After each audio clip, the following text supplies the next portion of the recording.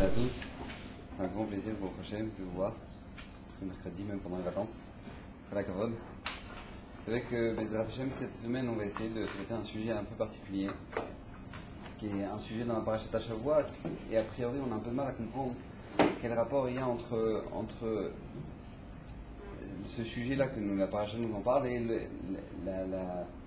la vie au jour le jour qu'on a. On verra que Bezrat Hashem, en fait, il y a un rapport qui est très grand. On doit en tirer des leçons extraordinaires pour notre vie. Et je vais vous lire le passage. Donc c'est un des passages de la Parashat Re'eh.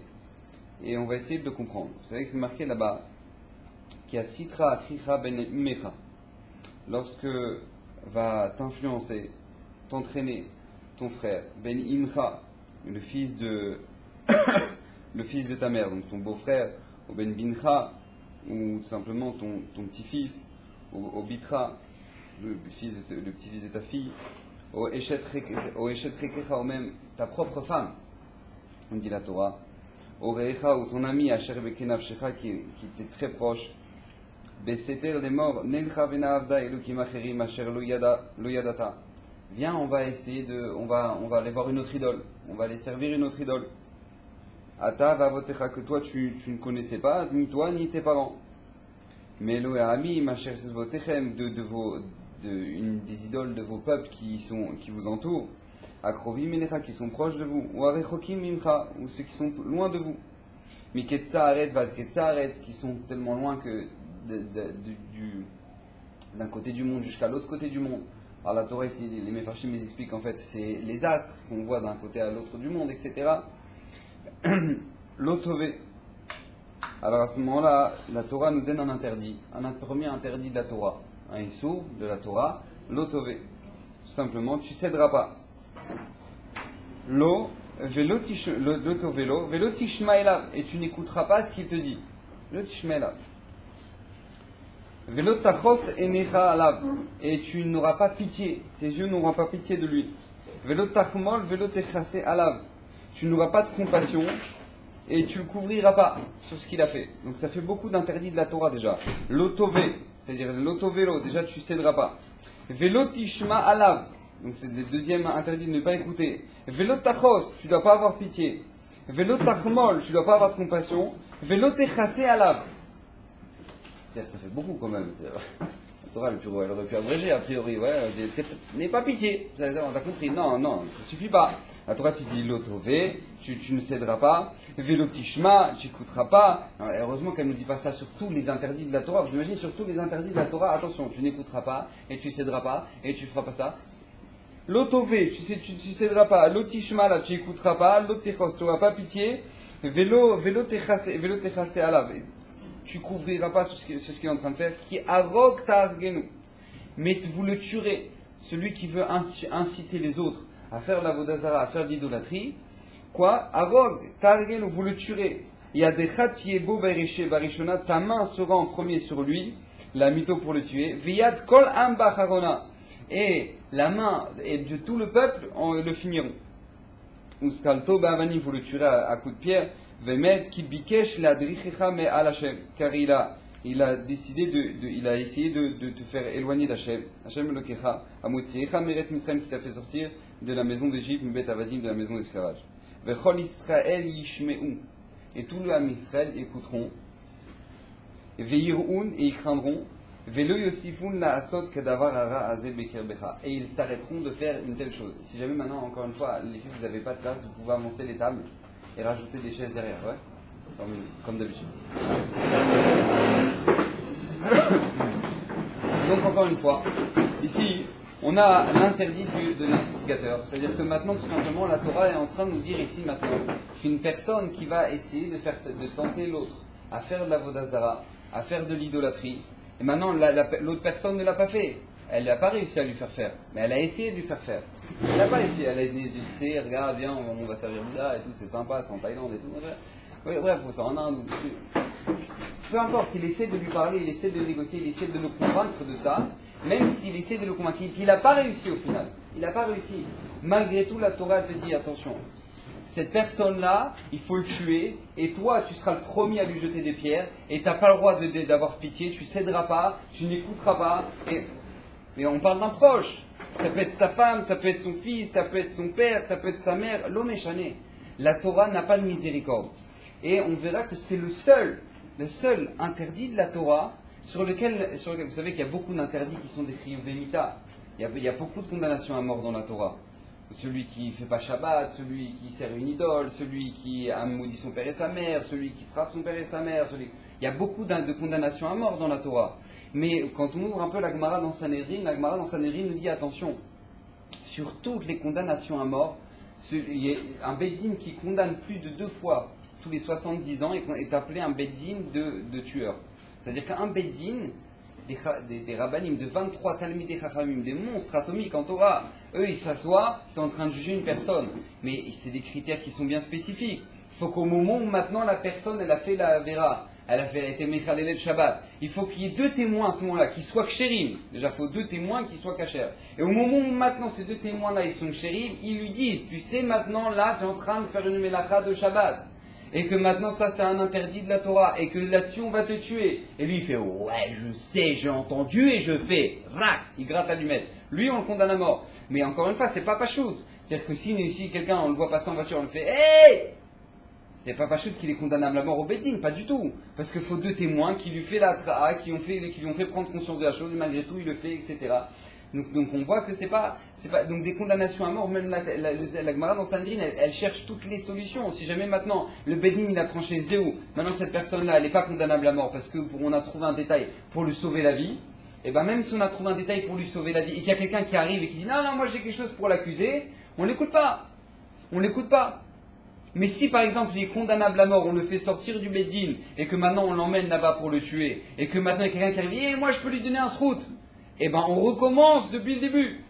Enfin on recommence, on écoute ce qu'il veut dire, est-ce que maintenant ça va jouer sur quelque chose. Donc la Torah dans tout, quand on étudie un peu la Gemara dans Sanhedrin, on se rend compte que la Torah elle cherche de tous les moyens possibles de ne pas tuer cette personne-là. Ça ne veut pas dire que cette personne-là elle ne mourira pas. La Gemara elle ramène là-bas, qu'une fois il y avait Rav Nachman je crois, Rav Nachman une fois il a vu un tueur avec un couteau en train de poursuivre un autre. Maintenant, il l'a vu rentrer dans un tunnel, tac, tac, à coup de poignard, il le voit sortir avec le couteau en sang, l'autre par terre allongé, éventré. Et à ce moment-là, Rav Nachman, il dit, qu'est-ce que je peux faire? La Torah, elle dit, il faut 2 témoins. Maintenant, moi, je suis le seul témoin. Mais Akadosh Baruch Hu, il va faire quelque chose pour ça. À ce moment-là, il y a un serpent qui arrive, il est mort, il meurt. Le tueur sur place.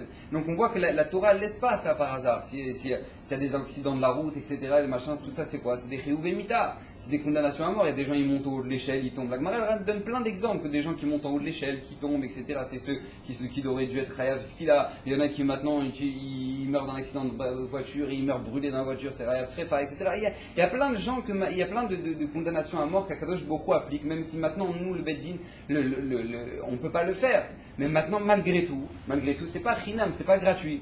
Mais on voit qu'ici, la Torah, elle est en train de dire quelque chose de très spécial. Celui qui incite l'autre à faire des avérotes. C'est quoi? C'est qu'on n'a pas le droit d'être miséricordieux sur cette personne. On n'a pas le droit de l'avoir de la miséricorde.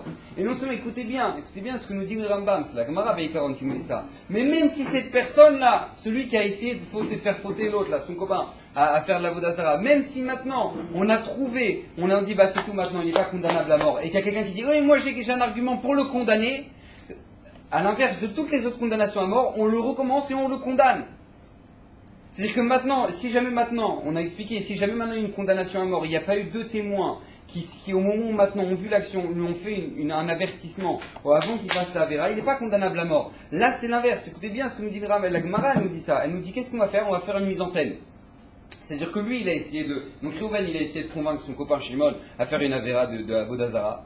Donc qu'est-ce qui se passe? Lui, Shimon, il va se prendre, il dit attends, Reuven, là, il essaie de m'influencer à faire de l'idolâtrie. À ce moment-là, le Beddin, qu'est-ce qu'ils vont faire? Ils vont essayer de faire une mise en scène. C'est-à-dire qu'ils vont mettre des gens, ils vont se cacher, ils vont mettre 2 témoins qui vont se cacher, ils vont dire à Shimon, vas-y, reparle-lui pour qu'il te ressorte encore le même argument.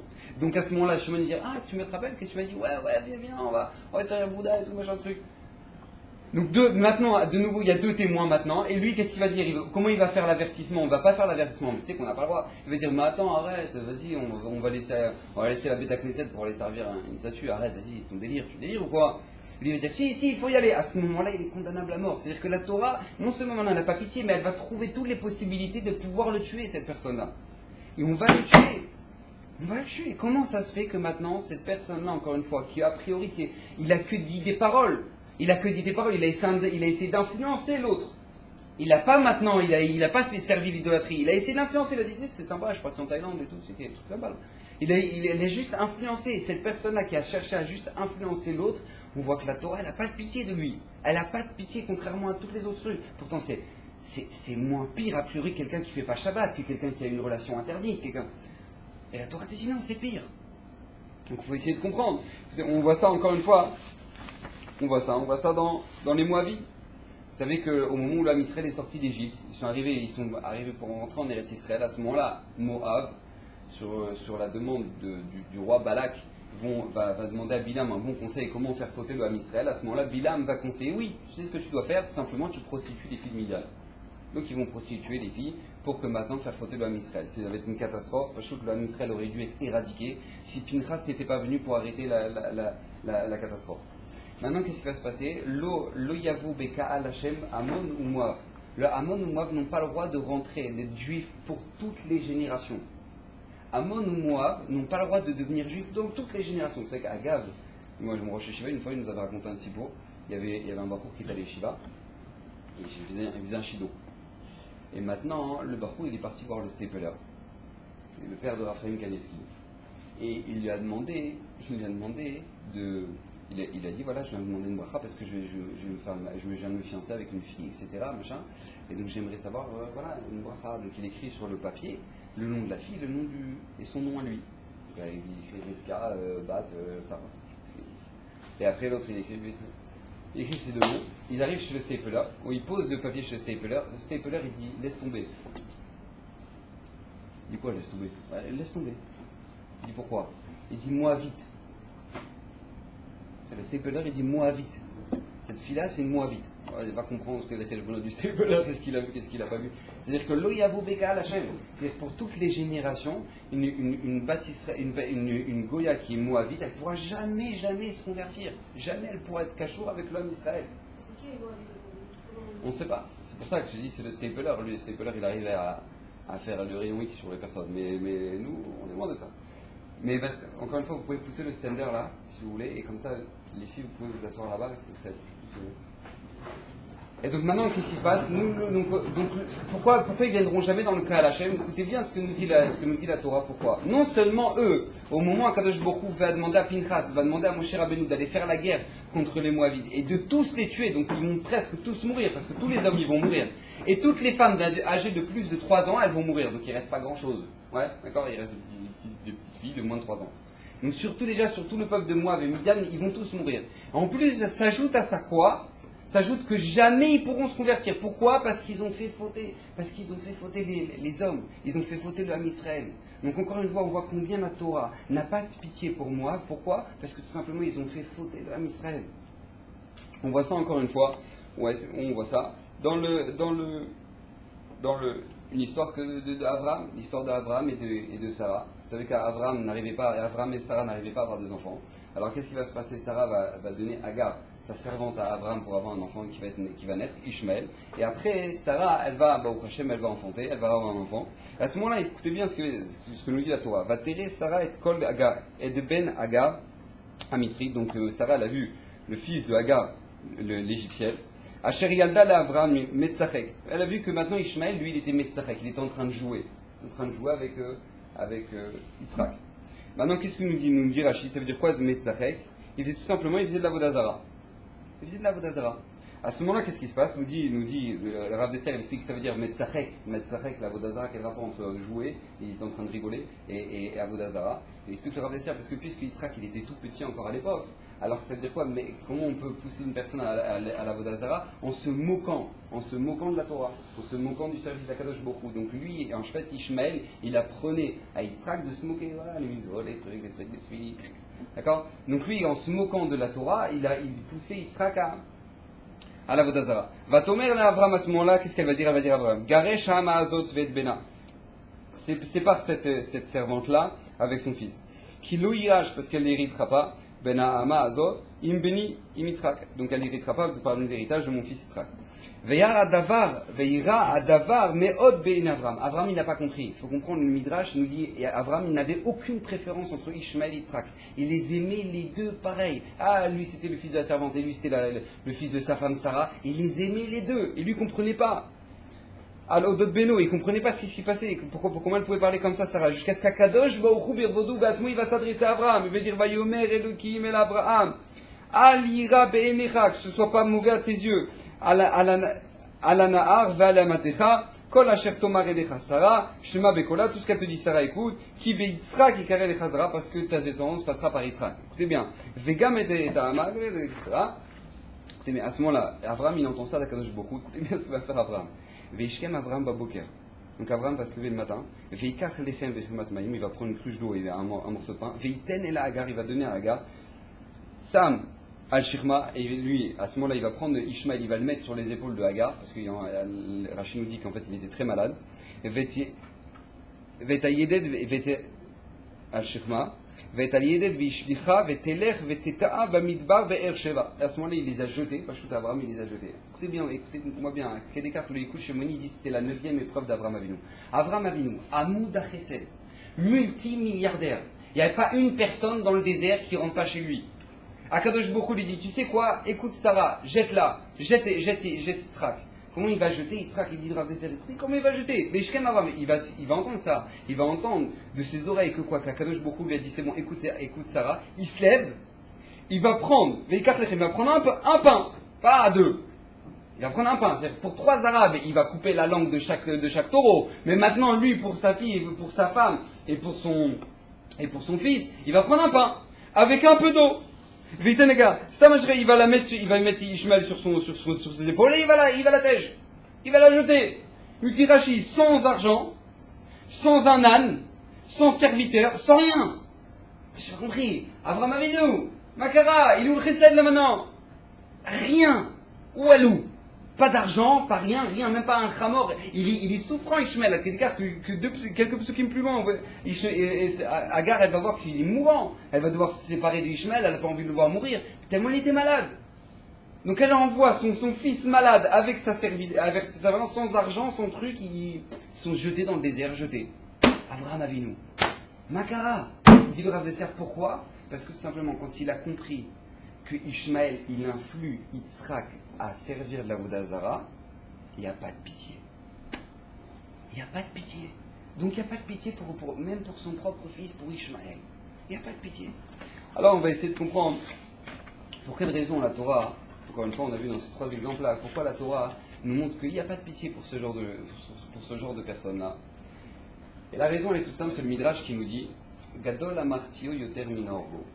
Alors je ne sais pas si vous connaissez ce klal-là, cette règle générale, mais c'est quelque chose qu'il faut avoir clair dans la tête et c'est quelque chose qu'il ne faut jamais oublier toute sa vie. Parce que beaucoup de gens le savent, mais sont très très loin de le vivre.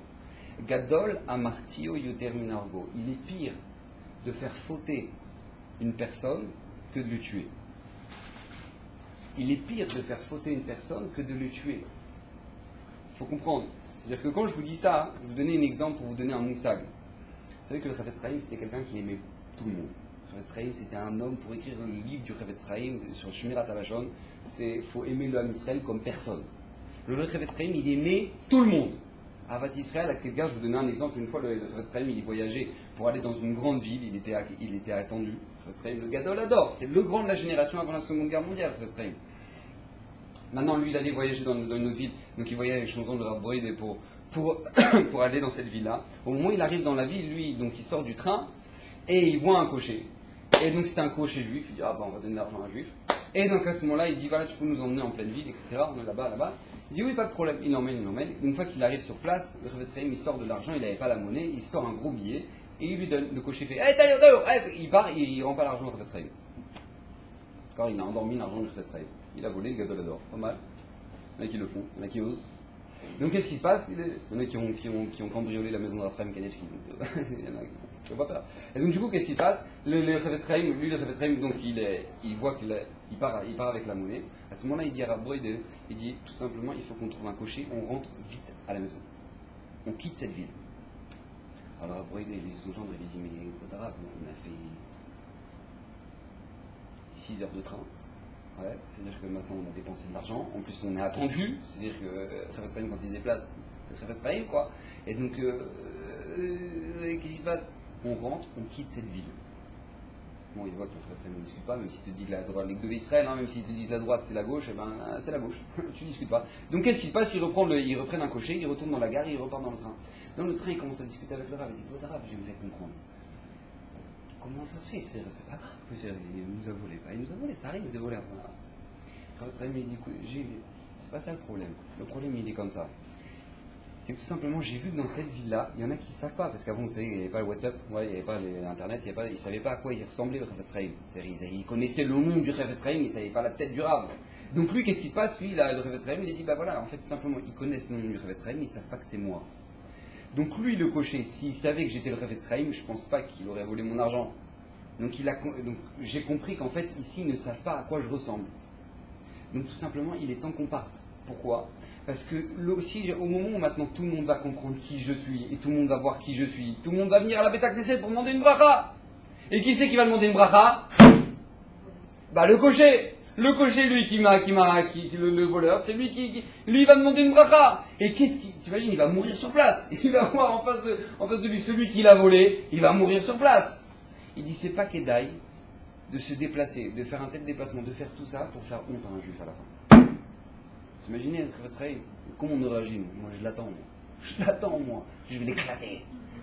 Ça, je dirais, attends, je l'attends, qu'il va me voir, il va crever. Hein, mon fric, hein, qu'est-ce qu'on a fait? Mais comme ça, une personne, non, c'est pas qu'Edaï de faire honte, maintenant on annule tout, le truc, le machin, on annule tout. Ouais, pourquoi? Parce que ça, c'est pas qu'Edaï. Vous imaginez l'amour du Chavetz Chaim pour un juif. Le Chavetz Chaim, il disait, il marche chez mauvais zéro sur un juif. Sur un seul juif, il disait, il marche chez mauvais zéro, que son nom soit effacé, qu'il soit maudit. Sur qui? Sur celui que quand il était jeune, quand il était petit, c'était la Haskala, c'était l'émancipation, le courant d'émancipation qui poussait les juifs à quitter les yeshivot, à l'université, à aller et grandissez un peu, arrêtez d'écrire des périodes, ça y est, stop, hein. Donc du coup, à l'université, essayez, détendez-vous un peu de sport, un peu de trucs.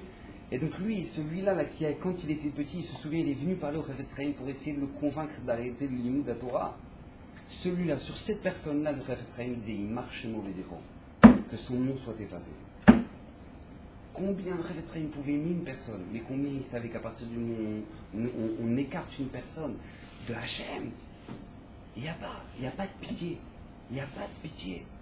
Alors on se dit, bon, la Torah, tu dis, bon, c'est de la Vodazara. Ouais, la parachat de Shavua, on dit, c'est de la Vodazara. Oh, faut pas exagérer quand même. Les rabbins ont toujours exagéré cela. Hein, donc, on dit, ça, voilà, il le pousse à faire de la Vodazara. Qu'est-ce que c'est? Mazé cachot. La Torah te dit, ma putain, c'est pour toutes les avérotes de la Torah. C'est pour toutes les avérotes de la Torah. De où on l'apprend? Du serpent, nous dit la Gemara dans Sanhedrin. La Gemara dans Sanhedrin, on apprend du serpent. On ne discute pas avec celui qui influe les autres, qui influence les autres à fauter. On ne discute même pas, Hachem ne discute même pas avec lui. Écoutez bien, c'est marqué dans la Torah. C'est marqué là. Donc qu'est-ce qui s'est passé? Ils ont entendu, Adam et Chava, ils ont mangé du fruit, ils ont entendu Veishmu et Kol Hachem, Elohim, Mitaler, Began. Donc ils ont entendu la voix d'Akadosh Baruch Hu, ils ont eu très peur et ils se sont cachés. Veikra Elohim, et là Adam, à ce moment-là, Hachem, il a appelé Adam, Vayomer le Aïka, où tu es? Alors Rachid dit, quoi, il ne sait pas où est-ce qu'il est, genre Hachem, il ne sait pas où est-ce qu'il est. Où tu es? Hachem, il ne cherche pas, ouais. Alors tout simplement, on me dit, écoutez bien ce que nous dit Rachid, tout simplement, Akadosh Baruch Hu ne voulait pas le violenter. Il ne voulait pas arriver et lui dire, alors qu'est-ce que t'as fait? Non, il voulait lui dire où tu es. À ce moment-là, lui, il va lui répondre, il va lui dire, Vayomer et Kol Chashamati, j'ai entendu ta voix, Began, Veira, j'ai eu très peur, Kiarum Anochi Vechave. Comme je suis nu, alors j'ai eu peur et je me suis caché. À ce moment-là, Hachem lui dit, Vayomer Migil Lecha Kiarum Ata, qui t'a dit que tu étais nu? Amina Etz Asher Tziviticha, est-ce que maintenant de l'arme que je t'ai ordonné, les bilti achal mimenu achalta, est-ce que de l'arme que je t'ai dit de ne pas manger, tu as mangé? À ce moment-là, Vayomer Adam Aïcha, Asher Natna, il m'a dit, Innatnali, c'est la femme que tu m'as donnée, c'est elle qui m'a fait fauter. Donc Adam rejette la faute sur la femme. Alors à ce moment-là, Vayomer Hachem Elohim Leisha, Mazot, il demande à ce moment-là à Chava, qu'est-ce que tu as fait? Mazot Asit. Vatomer Aïcha, Anachash, Ishiani. C'est lui qui m'a poussé, qui m'a influencé. Allez, j'ai mangé. À ce moment-là, Vayomer Elohim El Anachash. Écoutez bien. Et il ne va pas voir le Nachash Hachem et il commence à discuter avec lui. Alors, qu'est-ce que t'as fait toi? Pourquoi t'as fait ça? Hachem, il ne discute pas avec lui. C'est bien. Vayomer Hachem Elokim El Anachash. Ki asit azot arur ata mikol abehema ou mikol chayat asade al gronecha teler ve'afar tochel kol yemechaycha. Hachem, il l'enchaîne de klalot. Hachem, il l'enchaîne de malédiction. Il n'est pas parti voir le serpent, il a dit alors toi. Alors il va voir Adam Arishon, il dit hé Adam, où tu es, où tu es? Après il dit alors, qu'est-ce qui s'est passé? Mais comment ça fait? Tu sais que tu es tenu? Makara, comment ça se fait? Il dit, est-ce que tu as mangé? Oui, j'ai mangé. Ah, c'est la femme. Il va voir la femme, il dit, mais qu'est-ce qui s'est passé? Pourquoi toi? À ce moment-là, lui a dit, mais c'est pas moi, c'est le serpent. Le serpent, toi, je t'éclate. Il ne va pas commencer à discuter. De là, la Gemara a dit, on ne discute pas avec celui qui influence au mal. On ne discute même pas. La Torah te dit, ne perds pas ton temps. Ne perds pas ton temps. Tu discutes pas avec lui. Écoutez bien, la Gemara dans Sota, elle nous dit qu'il y avait un grand homme qui était un des prophètes du Ham Israël qui s'appelait Elisha. Elisha, il avait un de ses grands amis qui s'appelait Gehazi. Gehazi, c'était un monstre atomique en Torah, d'accord? Mais c'est devenu un très grand rachat. Et lui, Elisha, qu'est-ce qui s'est passé? Il a maudit, etc. Et la clala, elle est tombée sur Gehazi, sur son élève. Et à ce moment-là, lui, Elisha, il va vers Gehazi pour lui parler, pour essayer de négocier, pour lui dire fais tchouva, baba, fais tchouva, tu vas crever, tu vas servir de bûche au Gehinam là, c'est pas possible, fais tchouva. Alors à ce moment, Elisha, il va voir Gehazi, et au moment où il va voir Gehazi pour lui parler, il lui dit, Gehazi lui dit, mais c'est toi qui m'as appris que celui qui faute et qui fait fauter les autres, achoti ou marti, celui qui faute et qui fait fauter les autres, elle no tchouva, il n'a pas de tchouva lui, il n'a pas d'espoir. Alors la Gemara demande, et c'est quoi les fautes qu'il a fait? Écoutez bien, c'est quoi les fautes qu'il a fait? Alors le premier avis de la Gemara, elle dit, parce qu'en fait à l'époque, il y avait un grand roi qui est un très très grand rachat qui s'appelait Yeroboam ben Nebat. Et lui, qu'est-ce qu'il a fait, Yeroboam, pour que personne monte au Beth Amikdash? C'est bien ce qu'il a fait, la super idée, le top du top. Il a mis 2 gros veaux en or. Et ces 2 gros veaux en or, pour attirer les gens, pour servir la Vodazara, on ne peut pas tellement comprendre, parce que nous, ça ne nous attire pas du tout, parce qu'ils nous ont enlevé. Le Sanhedrin nous a enlevé les Yetzirah de la Vodazara, mais avant, c'était une très très grande force, la Vodazara. Et donc, lui, qu'est-ce qu'il a fait? Il a mis 2 gros veaux en or, et qu'est-ce qu'il a fait? Écoutez bien, c'était pas bête à l'époque. Ils ont pris des gros aimants, des aimants énormes, de chaque côté, ou au-dessus, c'est une marque loquette, ou au-dessus ou en dessous. Et qu'est-ce qui s'est passé? Le veau, il tenait dans l'air. Il a pris 2 gros aimants comme ça, et lui, le veau, il était au milieu, et par les forces magnétiques, il tenait en l'air. Je rigolais ça. Oh, qui c'est qui a inventé ces aimants-là? Gehazi. C'est lui, Gehazi. Donc lui, Gehazi, donc le premier avis de la Gemara, pourquoi il a fait fauter tout le Ham Israël? Parce que tout simplement, c'est lui qui est la source de tous ces aimants. Deuxième avis de la Gemara, encore pire, c'est quoi? C'est que c'est lui qui a gravé le nom d'Hachem de son 72 lettres, voilà, le nom d'Hachem avec fourrage, et que il a mis dans le veau, et le veau il parlait. Anochi Hachem Elokecha, lo yelecha Hachem otzeticha meret Misraim, lo yelecha Elokim acherim. Donc lui parlait, le veau il parlait, donc encore pire. Deuxième avis de la Gemara, c'est quoi la faute qu'il a fait? C'est qu'il faisait faire en sorte que les veaux ils parlaient. Troisième avis de la Gemara, écoutez bien. Troisième avis, a priori maintenant, qu'est-ce qui est encore pire que ça? Il empêchait les talmidim, les élèves, d'aller écouter le shiur de Elisha. Il empêchait les élèves d'aller écouter le shiur de Elisha.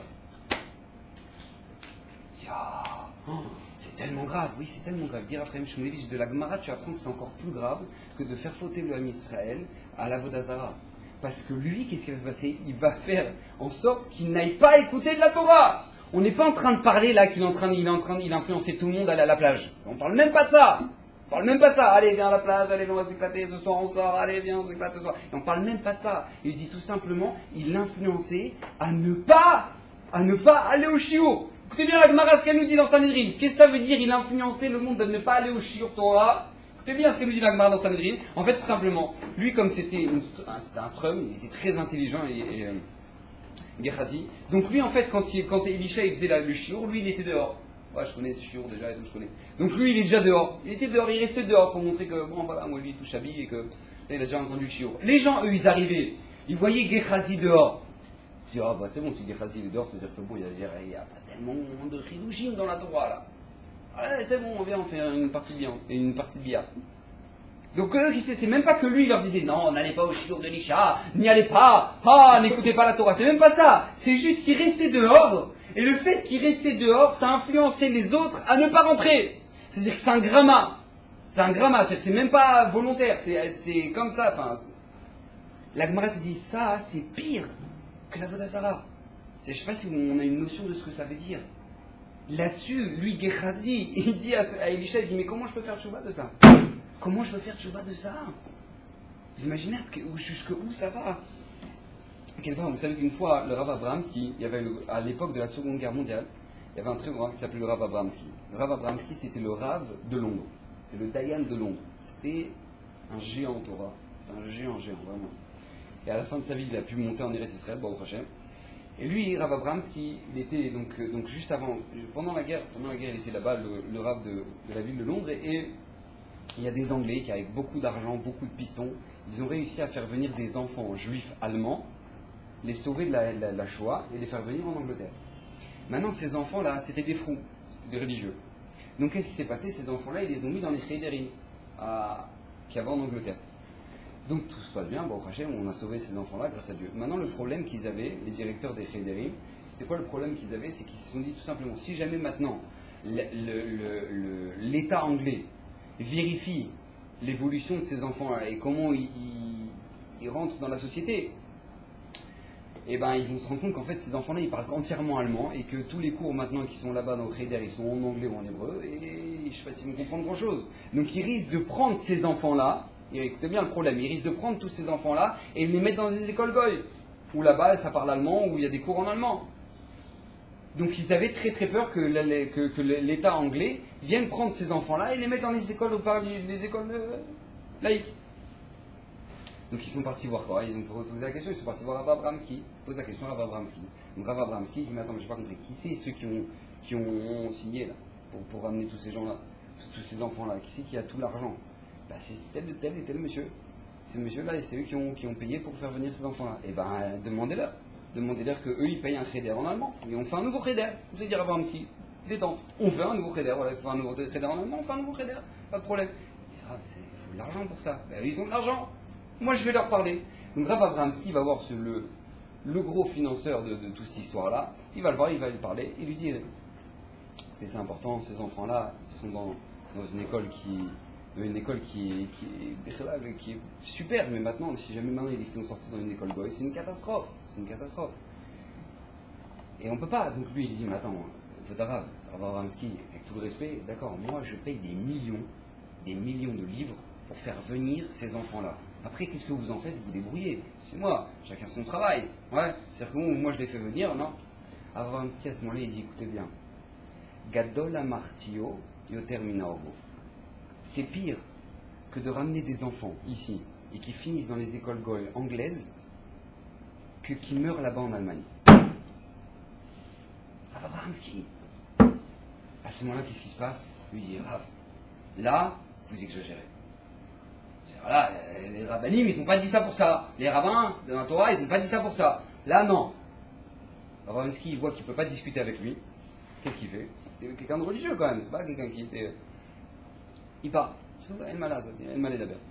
Pendant Shabbat, ce riche-là, il entend son téléphone qui sonne. Son téléphone, il sonne. Il s'arrête pas. Non, lui, c'est Shabbat. Il décroche pas au téléphone. C'est Shabbat. Qu'est-ce qui se passe? Ça sonne. Lui, il dit, non, c'est pas normal. Si ça sonne autant, c'est qu'il y a une urgence. À ce moment-là, il dit à son serviteur goy, il dit, vas-y, décroche au téléphone. Alors, il décroche, il dit, oui, je voudrais parler à monsieur Intel. Il dit, oui, mais c'est Shabbat, il parle pas au téléphone. Dites-lui que c'est Rav Abramsky au téléphone. Shabbat. Alors, il prend le téléphone, il dit, Kvodarav, il dit, oui, je voulais te faire comprendre, Gadol amartio yoter minorgo. C'est plus grave de faire fauter un juif que de le tuer. Et je voulais te comprendre, mais je ne savais pas comment te faire comprendre. Alors maintenant que je suis Mechalel Shabbat pour ça, pour te faire comprendre que pour quelqu'un qu'on tue, eh ben on a le droit d'être Mechalel Shabbat, alors à plus forte raison pour celui qu'on fait fauter. Gadol amartio yoter minorgo. Atke d'écart. Combien c'est racheux, combien c'est grave aux yeux de la Torah. Combien c'est important et combien on doit prendre conscience de ça. Alors le Rav Dessler, il explique quelque chose d'incroyable. Il explique que la raison pour laquelle maintenant la Torah est si dure avec celui qui influence l'autre à faire des avérotes. Pourquoi la Torah est si dure? C'est parce que tout simplement, si une personne, on montre de la miséricorde envers cette personne-là, tout simplement on finira par être comme elle. Vous savez qu'il y a un phénomène incroyable qui est qu'on vit un cercle d'influence. Vous savez que dans toute notre société, et particulièrement dans notre génération, on vit dans un cercle d'influence terrible. Alors il y a l'influence par la parole. Il y en a que quand ils parlent, ça te rentre dans la tête. Il y en a que maintenant, c'est pas par la parole, c'est par la télé, c'est par l'image. Il y en a, c'est par leur action. Il y a différentes sortes d'influences que maintenant on sait que ça nous touche. Quand on va acheter un yaourt, on va pas acheter n'importe quel yaourt, on va acheter le yaourt qu'on a vu, la pancarte 5 mètres sur 7, ça, machin, YOLO, ça m'a chauffé, vas-y, je comprends rien à la pub. Alors comme je comprends rien à la pub, alors tu commences à réfléchir parce que tu comprends rien à la pub. Alors tu te dis, ah voilà, maintenant tu as réfléchi à YOLO dans ta tête, tu vas aller là, ma Colette, à tous les autres, t'as pas réfléchi à YOLO, t'as réfléchi, tu vas acheter YOLO. Donc on vit un cercle d'influence terrible. Toute notre vie, on vit dans un cercle d'influence. Akadosh Baruch Hu nous a créé que nous, on est influencé. Qu'on le veuille ou non, on est influencé. Et on est influençable. On est influençable. On avait fait déjà un shiur là-dessus. Hein, on s'était déjà allongé là-dessus. Comment ça se fait que maintenant on est tellement, comment ça se fait qu'on est tellement influençable? Et nous, on voit ça dans la Torah. Mais la Torah nous dit pourquoi on est influençable. Pourquoi c'est aussi fort que ça? Parce que tout simplement, Beikaron, normalement, on doit être influençable tout simplement dans le bien. Une personne, Akadosh Baruch Hu nous a donné la force qu'on puisse influencer sur l'autre dans le bien. Sur nos enfants, sur notre femme, sur notre famille, sur nos frères et sœurs. On a un kohar de pouvoir influencer chez l'autre. Akadosh Baruch Hu nous a créé avec ça. Vous savez que de la nature, on apprend énormément de choses. Vous savez que Shlomo Ameler, quand il regardait la nature, il en tirait des leçons pour la Torah. Et nous, on doit apprendre ça. On a déjà vu combien on peut apprendre d'un arbre, combien on peut apprendre des champs, etc. Combien de longtemps on doit en tirer des leçons pour notre vie de tous les jours. Akadosh Baruch Hu nous a fait un chesed extraordinaire. Dans notre génération, on voit des choses qui n'existaient pas avant. La radioactivité. La radioactivité. Je ne sais pas si vous avez déjà vu les vidéos de Tchernobyl. Vous avez déjà vu les vidéos de la destruction de la centrale nucléaire de Tchernobyl? C'est terrible. Au moment où maintenant ils essaient de réparer la centrale, tu vois les mecs en vision d'hélicoptère, je sais pas, en avion. Tu les vois, ils sont en train de marcher et d'un coup, ils marchent et d'un coup, boum, ils s'écroulent. C'est les mecs qui sont en train de se faire irradier de la centrale nucléaire. Et comme ils sont irradiés, ils sont en train de mourir sur place. Et ils ne s'en rendent même pas compte. Tu ne vois pas les radiations. Les radiations, tu ne les vois même pas. Vous savez qu'au Japon, la dernière centrale là, qui s'est pris une vague en pleine face, la centrale nucléaire, pendant 600 ans, on n'a pas le droit de s'approcher à 30 km. Mais tu vois quelque chose, allez là-bas, vous faites des photos, vous verrez. Et on voit rien, mais pourtant il y a de la radiation. Tu vois les appareils font comme ça. Et pourquoi ils font comme ça? Parce que lui il sent qu'il y a de la radiation. Sachez une chose, la Torah elle vient t'apprendre ça pour t'apprendre. Ne crois pas, une personne qui est pourrie, elle irradie. La Torah vient t'apprendre ça pour ta vie de tous les jours. Pourquoi elle t'a fait apprendre que ça irradie, ça irradie? Parce qu'elle vient t'apprendre une chose. À partir du moment où tu traînes avec quelqu'un qui est pourri, tu deviens irradié de pourriture. Ne cherche pas, c'est comme ça, c'est la vie. La Torah vient de dire le Rav Dessler, comment ça se fait que tu ne dois pas avoir aucune pitié? Il dit Rav Dessler, comment ça se fait qu'Abraham Avinu, il a eu aucune pitié envers son propre fils? Et la Torah te dit, tu ne dois pas avoir de pitié envers celui qui te fait fauter. Pourquoi? Parce que tout simplement, sache que si jamais tu commences à avoir du chesed, de la pitié envers une personne comme ça, tu finiras comme lui. À partir du moment où maintenant tu finis, que tu traînes avec des gens qui sont moisis, et bien tu finiras moisi. Et vous le savez tous. Quand tu traînes avec des gens qui se la jouent, qui font genre et trucs, tu te sens pas bien. Tu te sens pas bien. Et vas-y, on marche comme ça, et on fait des fraîcheurs, et machin, et trucs. Et tu sais que tu es en train de jouer un rôle, et tu sais que ça c'est moisi, tu sais que ça pue, tu sais que tu te rates pour rien, et tu sais que tu perds ton temps. Tout ça tu sais. Tu sais que t'es pas bien. Tu sais que tu es irradié par des ondes moisies. Tu le sais. Tu es en train de traîner. Tu sais, en général, une personne, elle part jamais en boîte tout seule. Jamais. Elle va dire, ah, bon, allez, je sais pas quoi faire, bon, je suis en boîte. Ça n'existe pas. Une personne, elle va en boîte, elle va appeler tout son Facebook. Je sors en boîte, qui c'est qui vient? Ça sonne dans tous les coins. Pourquoi? Parce que tout simplement, elle n'a pas envie d'être pourrie tout seul. Elle n'a pas envie d'être pourrie tout seul. Si je fais une pourriture, je suis à deux. Parce qu'au moins, je sens que je fais quelque chose de bien. Au moins, je fais du recette. Ah, toi, t'avais rien à faire ta soirée. Eh ben, au moins, on a fait quelque chose. Parce que tout simplement, à partir du moment où maintenant tu fais quelque chose de moisi, tu irradies. Tu fais quelque chose qui n'est pas bien, tu irradies. À quel écart le Rambam, il explique comment ça se fait qu'au moment quand tu vois quelqu'un qui est Mechalel Shabbat, et que les deux témoins qui ont vu qu'il est Mechalel Shabbat, qui l'ont averti, et que maintenant ils vont le tuer, parce que c'est marqué que la Torah nous dit les témoins, c'est eux qui doivent les tuer, qui doivent tuer cette personne-là. Il nous dit le Rambam, comment ça se fait que les témoins, c'est eux qui doivent tuer celui qui était Mechalel Shabbat ou n'importe quelle condamnation à mort? Pourquoi c'est eux qui ont vu l'action? Eh bien, c'est eux qui doivent tuer la personne. Pourquoi? Alors, l'explication simple, c'est tout simplement parce que comprends la responsabilité que tu as. Tu as tué quelqu'un. Si c'est quelqu'un d'autre qui le tue, ce sera plus léger pour toi. Là, tu comprends vraiment ce que tu es en train de faire. L'explication du Ramban, écoutez bien. Parce qu'à partir du moment où tu vois quelqu'un qui est Mechalel Shabbat, le Shabbat, il est devenu quelque chose de négligé à tes yeux. Comment tu vas récupérer le fait que Shabbat n'est pas quelque chose de négligé à tes yeux? À partir du moment où toi, en tant que témoin, tu vas le pousser du haut de la falaise et il va mourir. C'est que quand tu vas comprendre la gravité de ce que ça veut dire être Mechalel Shabbat, que le Shabbat aura à nouveau de la valeur à tes yeux. C'est connu l'histoire avec le Chavetz Chaim. Vous savez qu'une fois le Chavetz Chaim, il est arrivé dans une ville, il n'avait jamais vu un Chilul Shabbat de sa vie, le Chavetz Chaim. Jamais. Il arrive dans une ville, il voit un juif qui est Mechalel Shabbat, il se met à pleurer tout Shabbat. Tout Shabbat. Il n'avait jamais vu un Chilul Shabbat. Il pleure tout Shabbat. Le Shabbat d'après, il reste, il revoit, il pleure encore plus. Il dit, faudra commencer vous pleurer encore plus. Il dit, parce que la première fois, ça m'a touché, ça m'a fait mal, je pleure. La deuxième fois, je sens que ça me fait encore moins mal, donc je pleure encore plus. Parce que El Malasot, à partir du moment où tu vois quelque chose de moisi, tu vois quelque chose de pourri, eh ben ça t'influe, ça te rend mauvais. Vous savez qu'ils se sont rendus compte, à Gab, ils se sont rendus compte qu'aux États-Unis, il n'y a pas plus de gens qui ont, proportionnellement, il n'y a pas plus de gens qui ont le permis d'armes qu'au Canada. Vous savez ça? Ils se sont rendus compte que proportionnellement, il n'y a pas plus de gens qui ont le permis d'armes aux États-Unis qu'au Canada.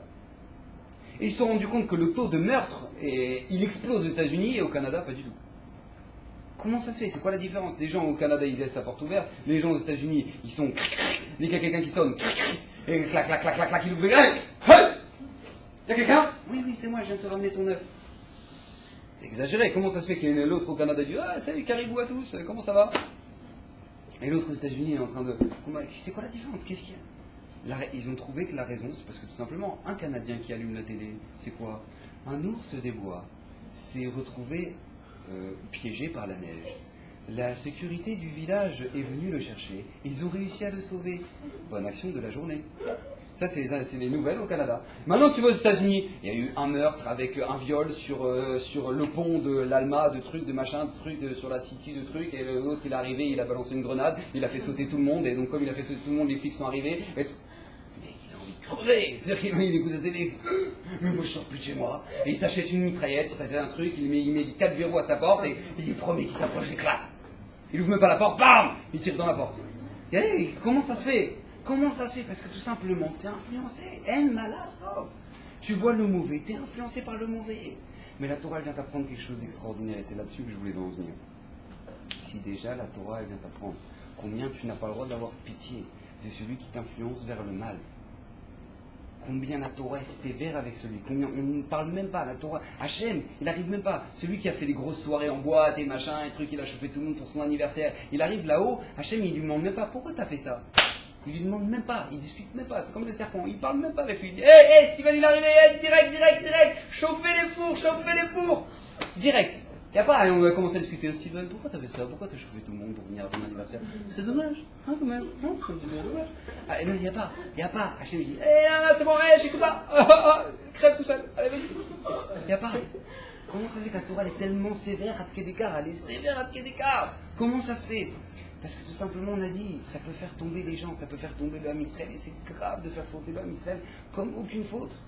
Mais la Torah, elle vient t'apprendre combien la Mida Tova est 500 fois plus grande que la Mida Tadin. Vous savez qu'il y a une grande règle générale, que quand on apprend combien une chose est grave dans la Torah, on apprend que si la personne s'en protège, combien son mérite est grand.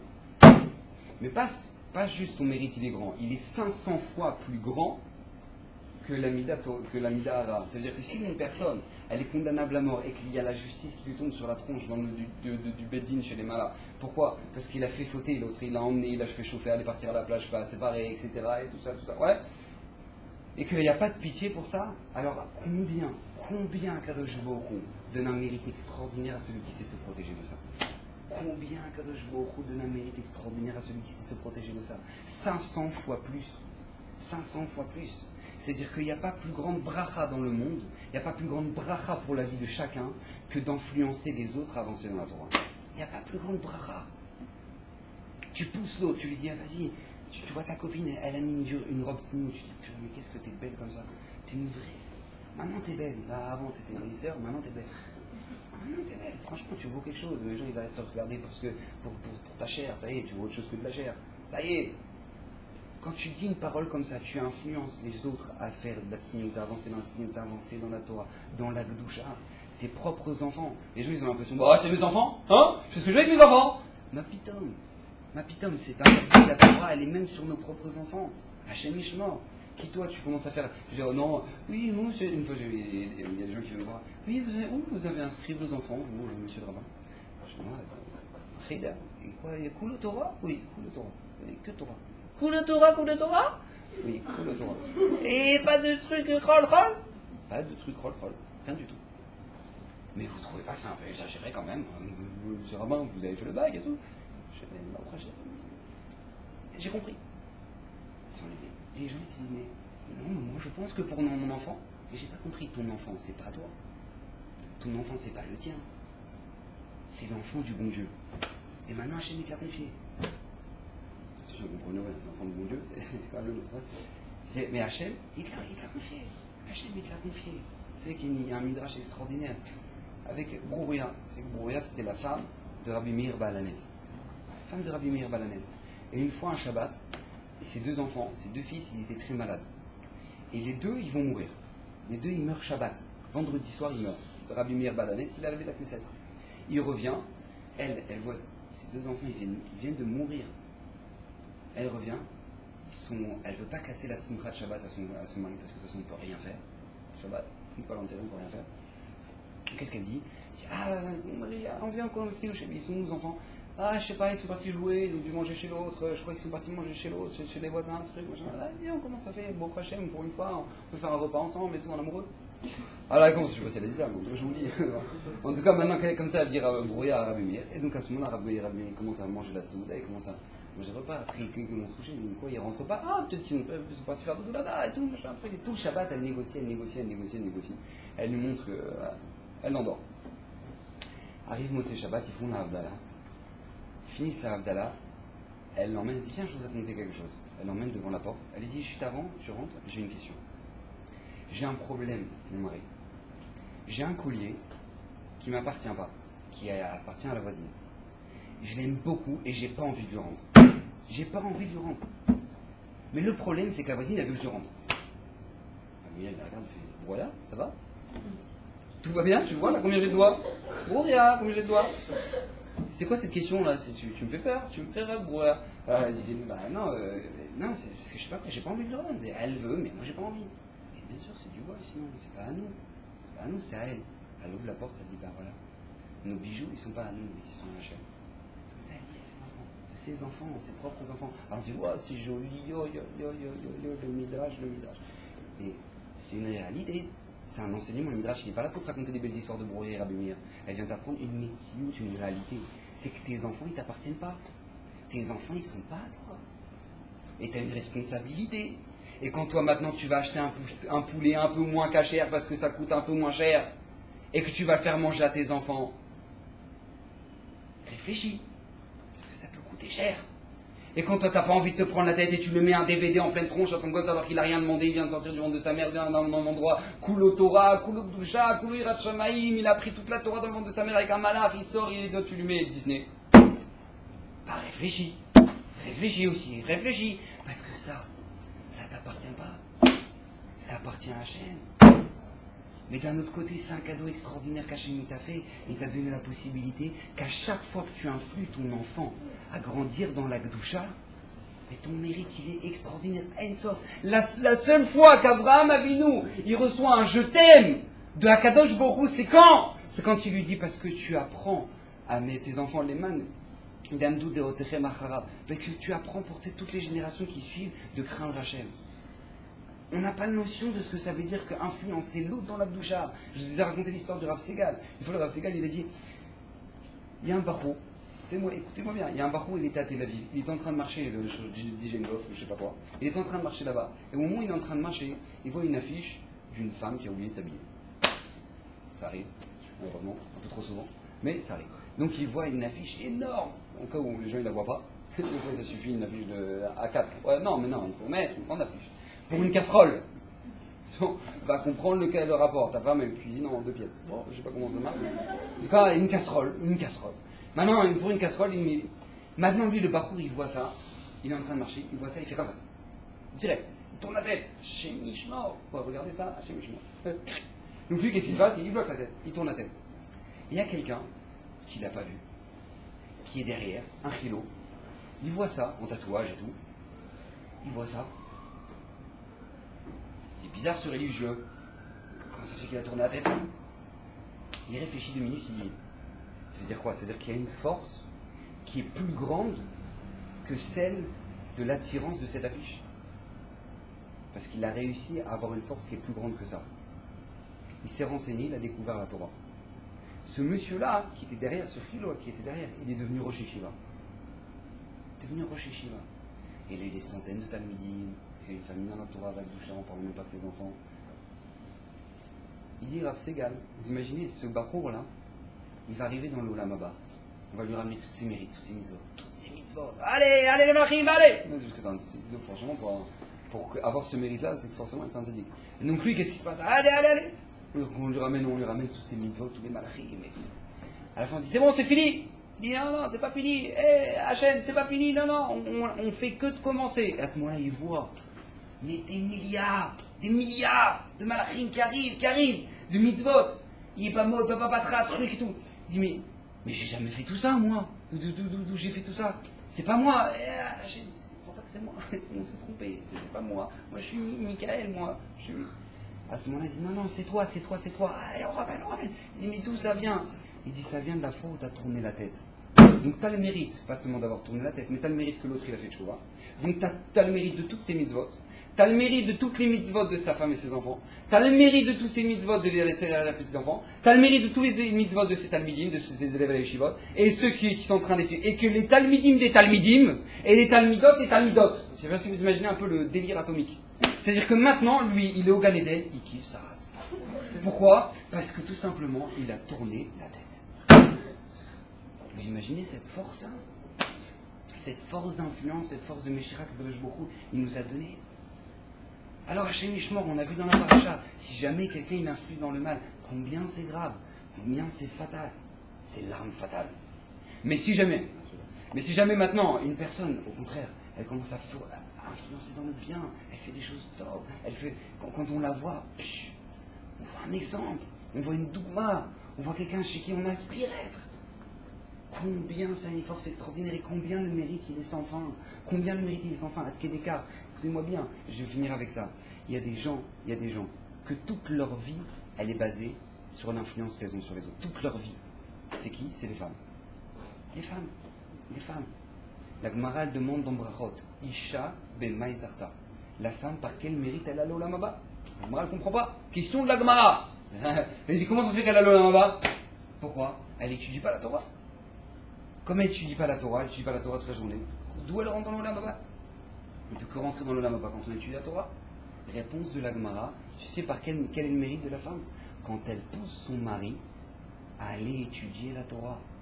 Et quand elle pousse son enfant à aller au Cheder, à aller étudier la Torah. Ça, c'est son mérite. Et encore pire, les Mefarshim disent qu'elle a encore plus de mérite que son mari. Parce que son mari, lui, il va aller au Beth Midrash, il va faire, bon, allez, on va commencer par un petit coca, après on va commencer à s'asseoir. Mais elle, la femme, elle a du mérite depuis le moment où il a quitté la porte. Depuis le moment où il a quitté la porte, elle a du mérite parce qu'elle attend son mari. Donc elle a déjà du mérite depuis qu'elle a quitté la porte. Le mérite de la femme, par l'influence qu'elle a, de dire, allez, vas-y mon chéri, vas-y, va étudier. Va étudier la Torah. Par ce mérite-là, la femme, elle acquiert son Olam Haba. Par l'influence qu'elle a sur son mari. Adkedekar, au moment où Rabbi Akiva, il est parti pendant 12 ans, elle a dit à son mari, Rabbi Akiva, vas-y, va étudier la Torah. Il revient au bout de 12 ans. Il y a son voisin qui commence à lui prendre la tête à Rachel. Il lui dit, ouais, t'as vu ton mari qui a abandonné, t'es une clocharde, tu vois plus rien, machin, alors qu'elle était fille de millionnaire. Rachel, elle était la fille de Nakdimon Ben Gurion. De Kalba Savoie, qui était un des Bill Gates de l'époque. C'est-à-dire qu'elle a grandi avec les limousines, les trucs, machin. Elle a grandi elle savait même pas ce que ça veut dire que l'argent. Parce qu'elle était dans le shefa tout le temps. Maintenant, elle va se marier avec Rabbi Akiva, son père, il va la dénigrer. Parce que c'était un pauvre berger. Si tu te maries avec un homme comme ça, elle va devenir une clocharde. Parce que les gars, ils n'ont rien à manger. Elle se réchauffe avec de la paille. Au moment où maintenant son voisin commence à la chauffer, sa voisine commence à la chauffer, ouais, t'as vu ton mari, t'as laissé. Elle dit, mais moi, si mon mari revient au bout de 12 ans et qu'il me dit, vas-y, je retourne étudier, ben qu'il retourne. Et Rabbi Akiva, il entend ça, il retourne étudier encore 12 ans. Il reste 24 ans, il revient avec 24 000 élèves. Rabbi Akiva, sur lequel Moshe Rabbeinu, au moment où il est monté en haut du Arsinaï, il a dit, moi, pourquoi tu me donnes la Torah à moi, pourquoi tu la donnes pas à Akiva? Pourquoi tu la donnes pas à Rabbi Akiva? Cet homme-là, 24 000 élèves. Au moment où maintenant il arrive à Yerushalayim, c'est la folie, tout le monde est là, on accueille le Gadol Hador, Rabbi Akiva, on accueille le Gadol Hador. Au moment où maintenant elle, Rachel, elle est là, elle a même pas de quoi se payer du maquillage, elle va revoir son mari, elle a une tunique pourrie. Maintenant elle arrive quand elle essaie de se faire un chemin entre le Talmidim pour essayer de voir son mari. À ce moment-là, Rabbi Akiva il dit laissez-la passer. Pourquoi? Chez Li, chez Lachem, chez Laou. Ce que moi j'ai en Torah, et ce que vous tous, vous avez 24 000 élèves, et ce que nous on a en Torah de Rabbi Akiva pendant toutes les générations, et ce que Rashi il avait comme Torah de Rabbi Akiva, ce que le Gaon de Vina, le Baal Shem Tov, ils avaient de Torah de Rabbi Akiva, Sheila, ça lui appartient à elle. C'est que Rabbi Akiva, c'est pas un vendeur de sarcelles. Il est en train de dire, mais non, il voit une femme de 120 kilos qui débarque à 1m60, 120 kilos, il dit, mais madame, vous serez la plus belle avec cette robe. Il n'est pas en train d'essayer de d'endormir. Rabbi Akiva, quand il dit une parole, c'est Torah Mimoshe Misinaï. C'est-à-dire que quand il est en train de dire ça, c'est pas parce qu'il veut rassurer sa femme, c'est parce qu'il dit Sheli, Veshelachem, Shela. À partir du moment où tu as la cohorte d'influencer dans le Tov, ça t'appartient. Ça t'appartient, tu as ce mérite-là. Donc, Bezrat Hashem, qu'on puisse avoir le maximum de mérite, qu'on puisse influencer au maximum autour de nous, et d'éparpiller la Torah de Shah autour de nous, que les gens puissent se renforcer, nous les premiers. Que beaucoup nous aide, que ma chère puisse venir Bécaron, Bezrat Hashem, et que puisse tous grandir, Bezrat Hashem.